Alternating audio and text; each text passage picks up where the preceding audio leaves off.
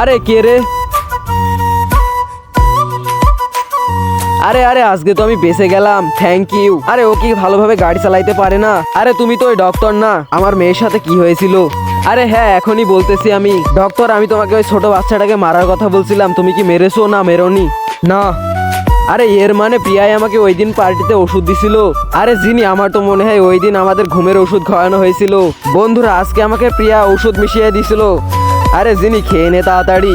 আরে কি হইতেছে আমার? হাই জিনি, তুই কেমন আছিস?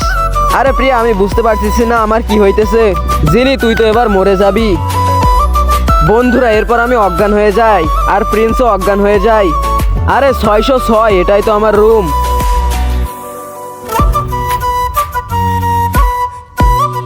আরে প্রিয়া, ওই দুজনের এখন পর্যন্ত কিছুই হয়নি।